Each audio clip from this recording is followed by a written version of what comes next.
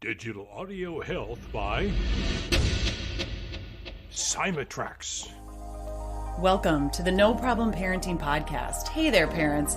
Did you know there's a way to transform your kids' behavior? That's right.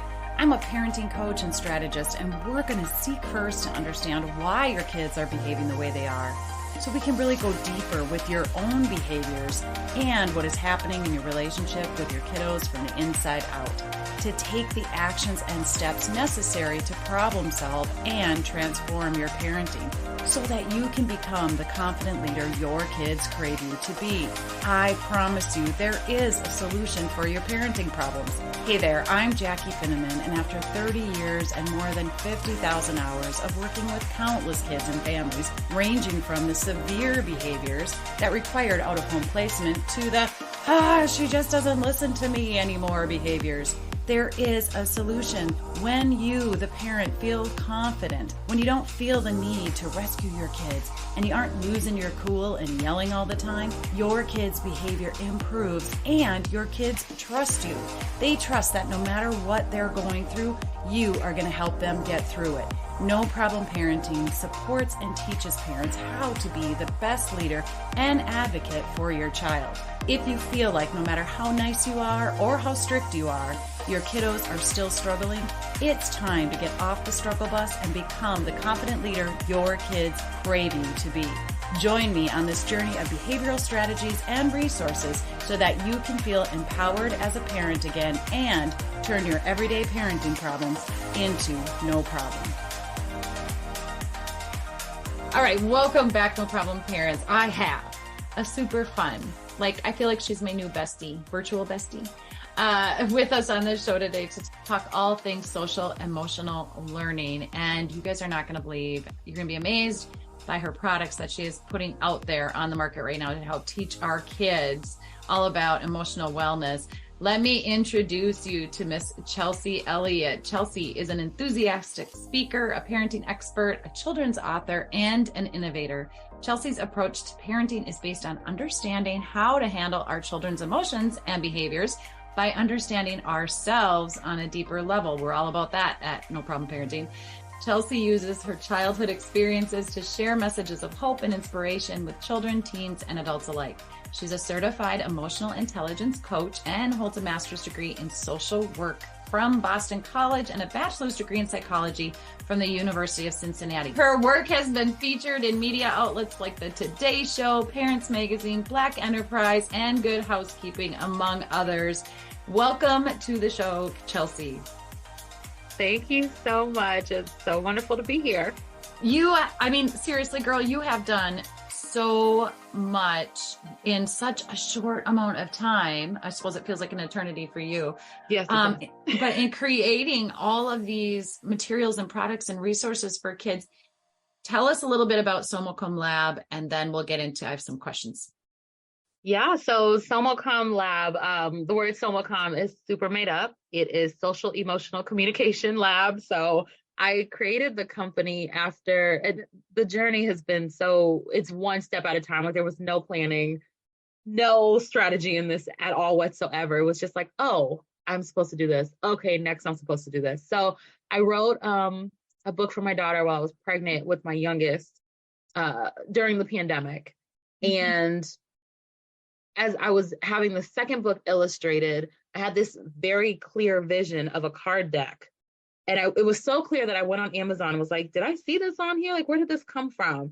And I couldn't stop thinking about it. So I had to get it out of my head. And I just put it together. I was like, okay, now it's out of my head. And it actually looks kind of cool. Let me see if I can get this printed. So I found a company to print them.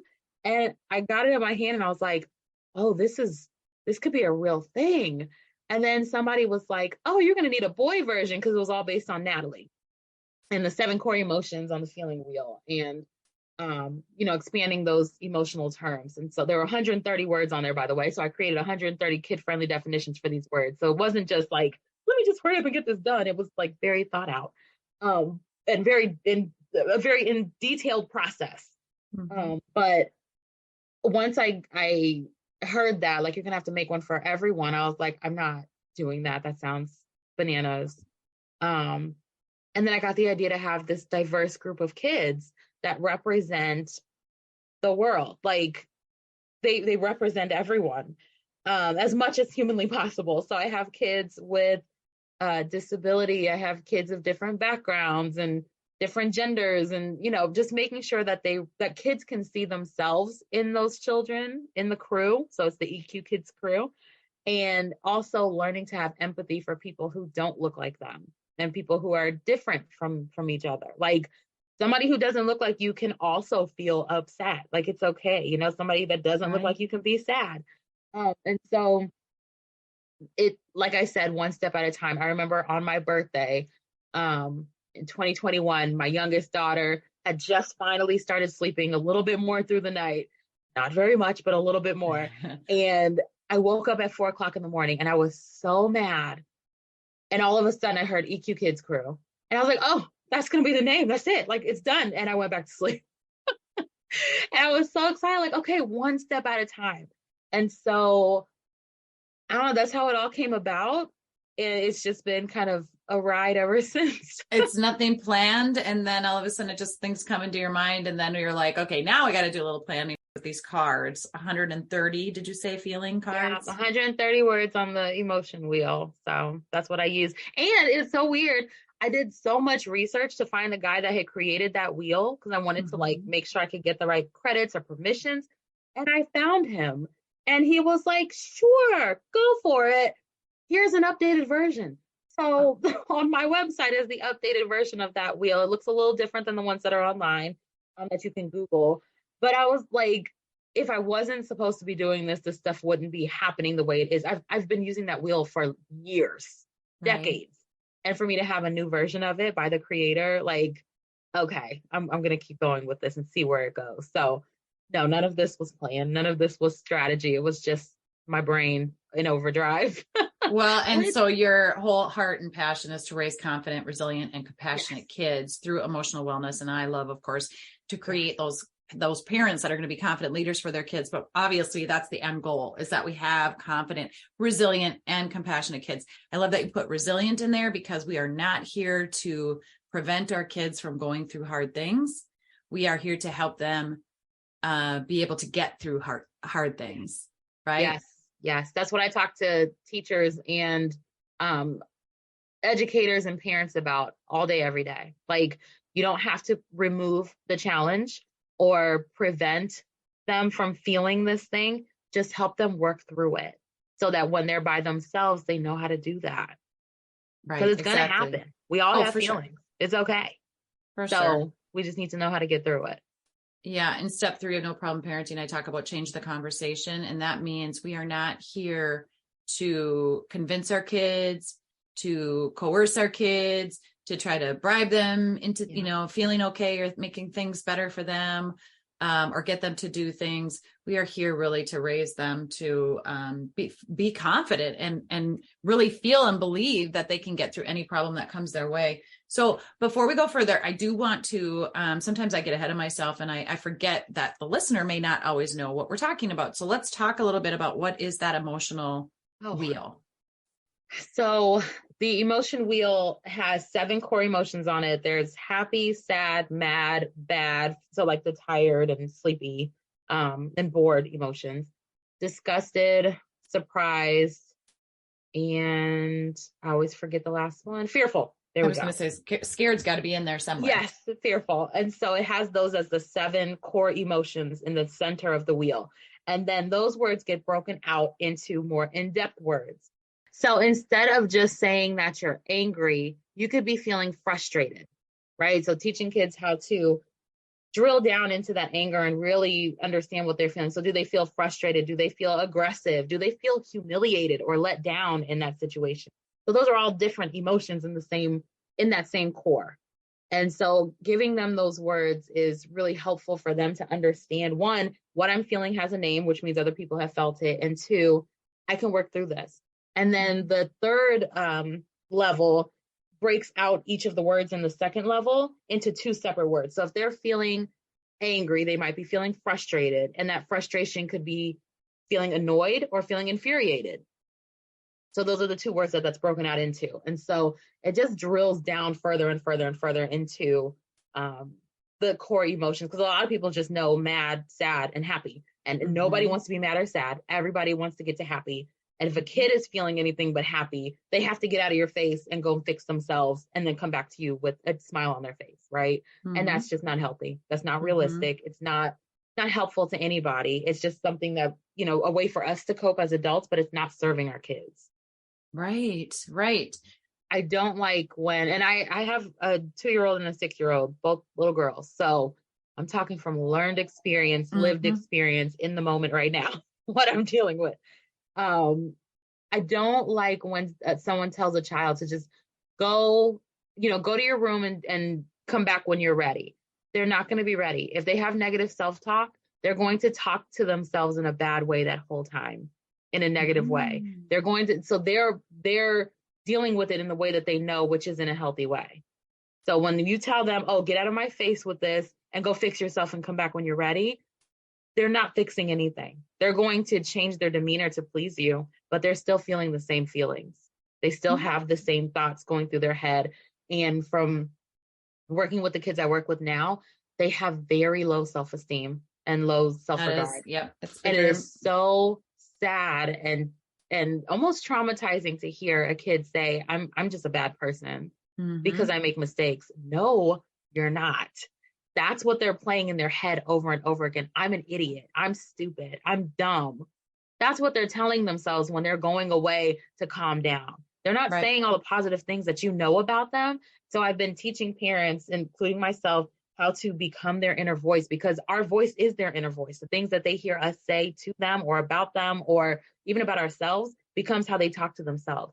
So if you can give positive affirmations before they need them, or, you know, I don't like this situation, but I still love you. This was not the right choice, but that doesn't make you a bad person.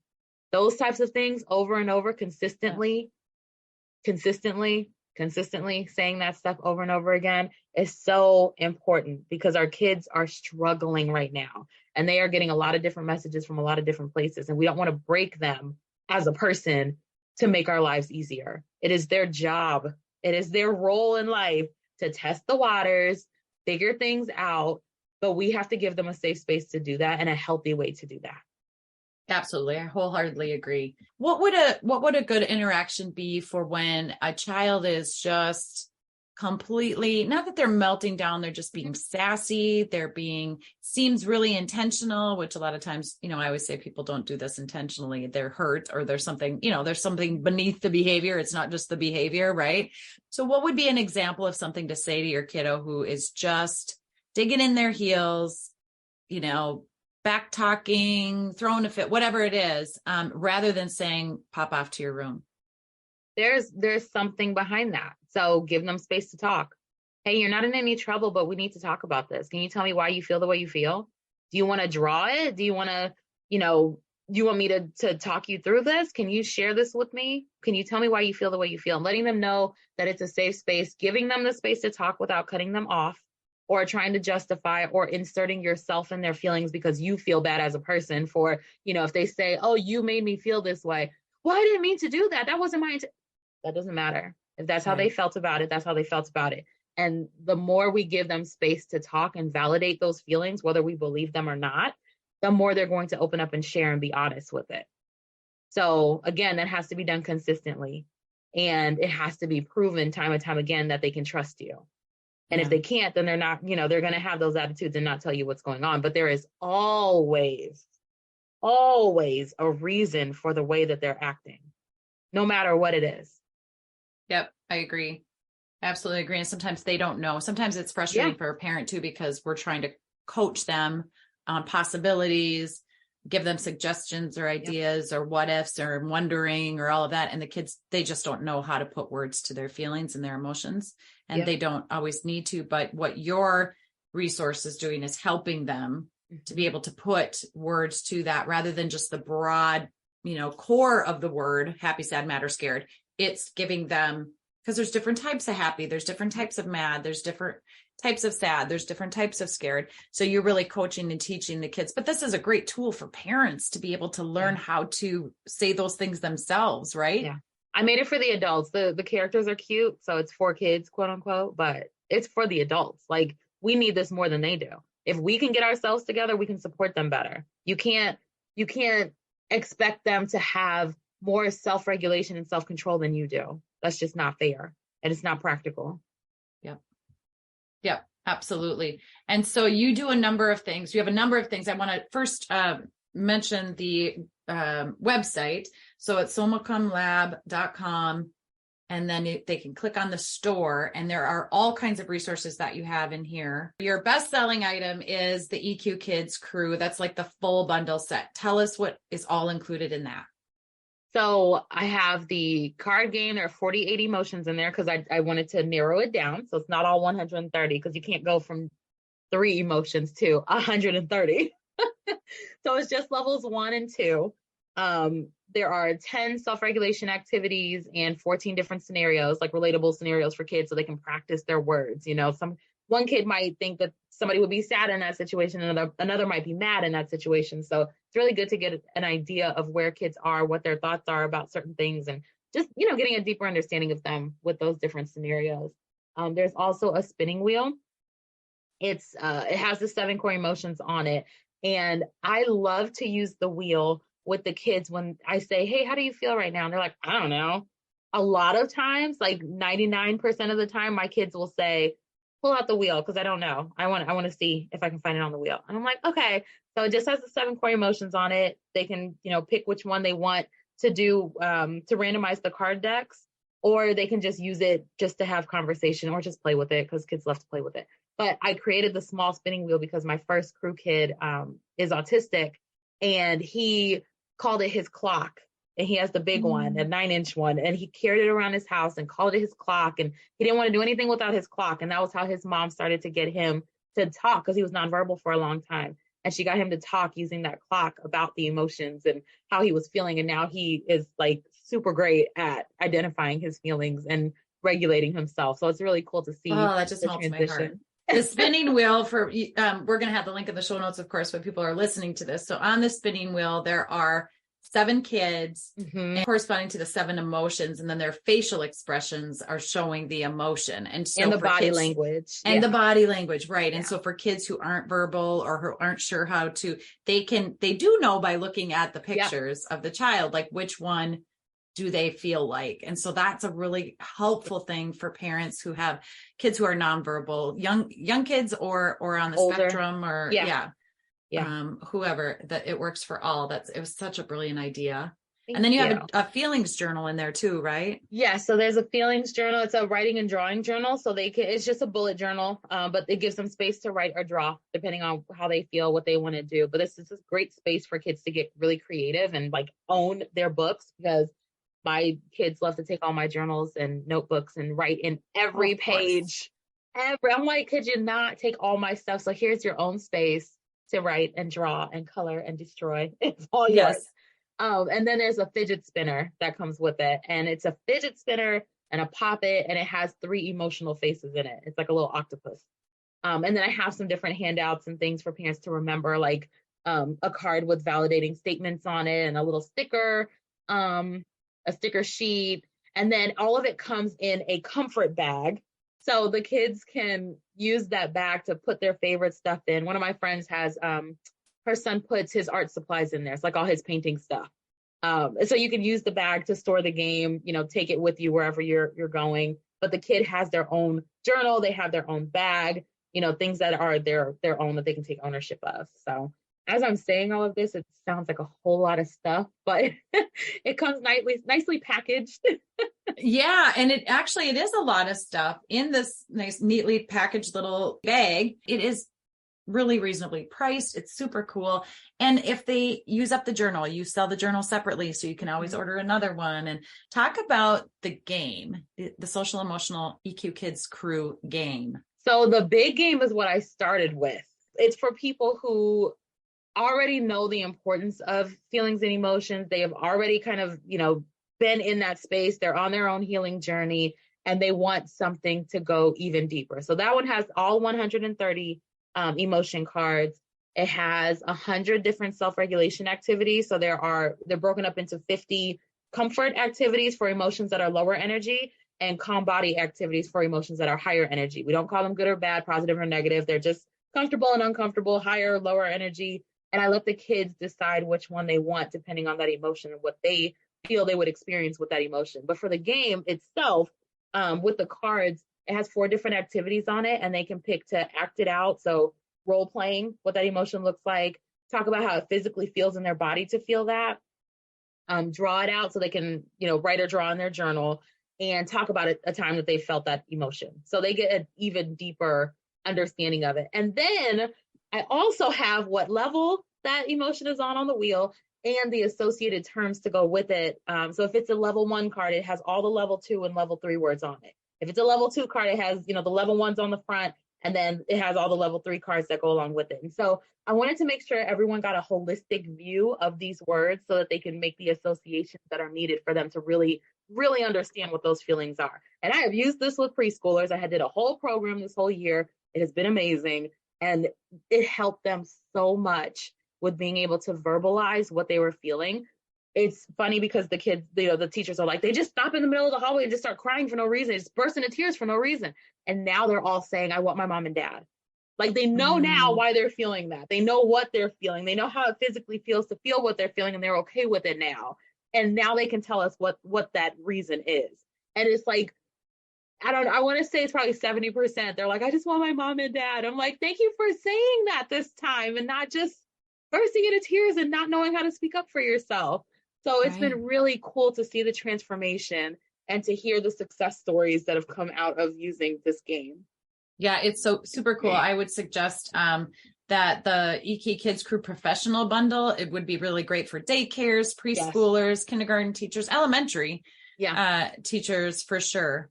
After school programs have been big with using after this. School programs. That's huge. Yes. That's awesome. That's awesome. Okay. And you have a couple of books out that I want to make sure to mention too. Tell us about the books. So Natalie the Monster Slayer was the first book that I wrote. It started with me asking Natalie. So we're home in the pandemic, she's going through it. Like, I miss people. And me and my husband are like, the world is crumbling. What are we doing? And so it started with me talking about fear with her. And I asked her, what sound does the vacuum cleaner make to you? Like something so random. And she gave me a sound that was different than what I thought it was. And so I just started like writing down what the sounds were for her, like what she said they sounded like. And I wrote this book based on fear and finding bravery in that fear. So being courageous. And the way I wrote it aligned so well with the game. But like I said, it was one step at a time. So the game wasn't even thought of when I did this. I wasn't thinking about the wheel. I wasn't thinking about anything but like, let me get this story out for her. And it goes through Natalie, hearing a sound that wakes her up in the morning and it scares her. So she's going through fight, flight, freeze, and is figuring out what she's going to do. She gets really anxious and then she, finds her courage. She's really scared and she's talking about the story is talking about what she's physically going through as she's feeling these things, as she's experiencing these emotions. And then she finally sees what it is and she's like, oh, okay. So I won't give away the ending, but no, don't. I was just going to say, whoa. That's Natalie the Monster Slayer. And then you also added Natalie's Not So Fun Play Date. How did that one come to be? So that one came to be because we were playing tic-tac-toe and we were playing a lot of games during the pandemic because what else was everyone doing? And neither one of us likes to lose. And so I was like, we need to work through this, hun. We can't be sore losers. I can't get upset that, a 3-year-old is winning these games that I'm playing with her. And she can't throw a fit and a tantrum every time she loses. And so we came up with this and we're doing different self-regulation activities and, I'm affirming her and giving her mantras. Like, it's okay. I'll get it next time. That's okay. I'll get it next time. And different things that were really working for her and that were affirming. I was like, this is working. So I don't know how it all really happened, but a book happened. And you provide parent coaching. Yes, I do. That's one of my favorite because parents come to me in desperation thinking they're doing everything wrong. And I'm like, you're not doing everything wrong and you need to stop putting so much pressure on yourself. So let's work through how you can stop doing that. You don't have to control every move your child makes. It's okay for you to breathe. So that just relieves them so much. And I absolutely love to see people, I call it Cycle Breaker Academy, and, just helping people break cycles in their families that feel like they don't have the support that would help them to continue being consistent, because, nobody likes to be judged as a parent. You don't like to, your kids to be the one doing Right. all the things, but everyone's on their own journey, including our kids. And we have to respect that. We have to allow them to be their own person and help guide them through these challenges instead of trying to control each and every move that they make. So how do we stop allowing that judgment from other people and, our triggers from our childhood and different things? How do we stop allowing that to be at the forefront of our parenting and let them be their own person? Yeah, absolutely. And not feel like we have to stop every behavior. Yes. I think that's a really big thing, that when kids are melting down, I mean, I teach this all the time. I help role modeling or training at daycares and things too. And it's like, sometimes the kids just need to throw a little fit, get it out of their system. It's bottled up inside and they just kind of need to let it happen. So as long as they're in a safe space and they can do that, go ahead and let them do that. Trying to get them to stop in the heat of the moment, it just adds fuel to the fire. Right. And it just makes things worse. So then there's this never ending cycle of you're trying to get them to stop. They can't stop. So then you're trying harder, and then they're pushing back even harder. And then you're getting really mad and upset. So then you start punishing them. Then they get even more upset. It's just never ending. Yeah. Never ending. But we don't have to control each and every. And one thing that I asked myself one day, my daughter was getting upset about something. I was like, and now I ask everybody this, all my parents, how would you want them to show that they're upset? What do you want to see from them when they're mad? Is it okay for them to stomp? Is it okay for them to slam something? Is it okay for them to hit a pillow? What is okay for them to do? Because we always say, you need to stop doing that, stop doing that, stop doing that, stop. What can they do? Yeah. What are you okay with them doing? Absolutely. What should you be okay with them doing that you're not okay with, and why? Those types of things. Are we expecting more out of our kids when we have reactionary responses to things, when we're stressed, tired, hungry, pressured, whatever it is? We have these, and are we expecting our kids to have it more together than we do? Always. And, yeah. Right. I mean, that's true. We're very often, it's like the kid's job to behave just to make our life easier. And if that's the way you're thinking, reach out to a coach or a mentor or somebody that can help you get your poop in a group, get your act together, because that is not your child's responsibility to be able to know how to do all these and just keep peace for your sanity. It's our jobs as leaders. We signed up for that when we became parents. But doesn't that start at conception? At the very beginning, where, you push your stomach out to make your baby look like it's bigger in there, and it's really a little itty bitty tiny, not even, you can't see it outside of a microscope, Right. And then we rush them to come out of the womb, and then we rush them to have a sleep schedule, and we rush them to potty train and to talk and to walk. And it's always constantly rushing, and never allowing them to be who they are and to have their own timetable, because they have to fit into a society that was not built for families. Exactly. And I say, how many times do we can't wait till they can buckle their own car seat and go potty by themselves and tie their own shoes and do all these things. And then all of a sudden they become teenagers and we pull the reins back in and we don't let them do anything because we're so scared, and we're warning them constantly. And so then it's what is happening, parents? We should be seeking for independence, not rushing it, seeking for independence, but then giving them the skills and the tools and the reciprocal trust and relationship with us that tells them, you know what, my mom and dad don't freak out when I make mistakes, or I misbehave. I can trust them. Not just that they're going to love me through it, but they actually understand me and are there for me no matter what happens in my life. So we're building that trust and reciprocal relationship. And our kids know then that if something does happen that's really bad, even though it might be hard, they're going to come to us and they're going to tell us.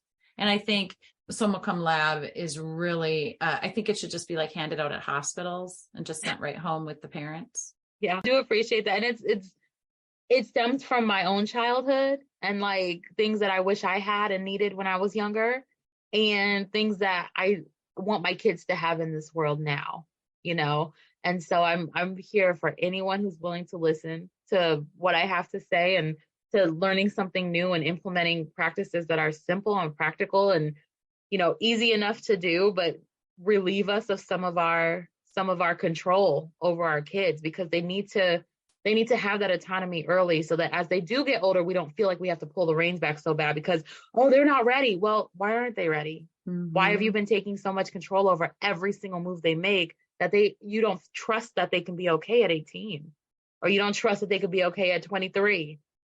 Like, Exactly. You got to reel it back yourself, not them. Right. Yeah, I think there's that pendulum that sometimes it's a parent that just is so fearful and worried and never wants their child to hurt or suffer. And then on the other end of the pendulum, it's the parent that's saying, you aren't smart enough to figure things out on yourself. I have to tell you what to do, how to do it, when to do it. And I'm going to keep, they have all this control over everything. And both types of children, as they grow and head off to college or whatever their next path is in their life, maybe they won't leave your nest because they're afraid of making mistakes or afraid of the world, right? I think both sides of that pendulum have the risk of our children not feeling capable and confident and self-secure in who they are. And so you have your parent coaching, but you also do workshops, and you have workshops for educators, for parents. You have emotional wellness for kids. So tell us a little bit about those options. Yeah, I have a lot of different workshops focused on emotional wellness in every area. So, with employers and employees and leadership, customer service, even. My husband's always worked in that type of industry, and the things that he has been told and, horrible, horrible, horrible things that he's had to deal with. And he's able to bounce back from it and be resilient. And so we talked about it, and I came up with a framework that, worked really well for him and works for other people, and having respectful and emotionally intelligent communication in order to have successful transactions in whatever area you're in, whatever relationship that you're in. And so I talk to everyone again, because I want to make sure people understand that our humanity always comes first. You cannot remove humanity from the workplace. You can't remove it from interactions, random interactions with strangers that you'll never see again. You just can't remove the humanity from that. Everyone deserves to be treated with respect. And how can you do that? And then when someone's not doing that, how can you not internalize those things in yourself? How can you take care of yourself in a way that is long-standing, not expensive, something simple that you can do every day? So a lot of self-care work, just any topic on emotional wellness, because I want people to know that they can be okay. Another thing that I like about the way that you teach and educate on feelings is it's not about feelings like, oh, and we're gonna get super vulnerable and, like all that kind of stuff. It's matter of fact. Yeah. They're feelings. They're natural. Yeah. They're in the workplace. They're in the schools. They're in, it's like, exactly right. We all have them. And I think we don't need to make such a big deal about them. Exactly. We just need to recognize them for what they are and then address them, acknowledge them. And as we say in the Midwest, keep her moving. Yeah. Right? Yeah, that's exactly it. So I'm trying to normalize the conversation around emotions. So I talk very openly about my battles with depression, self-harm, suicidal ideation, anxiety, ADHD, because I have it. Like, that's what I dealt with. That's what led me to where I am. And I tried so hard to compartmentalize everything. Like, okay, I'm in school full time. I'm working, full time. I have friends and family that I need to catch up with. And I'm just going to keep all of those so separate and, not take my home life to work and not bring work home and blah, blah.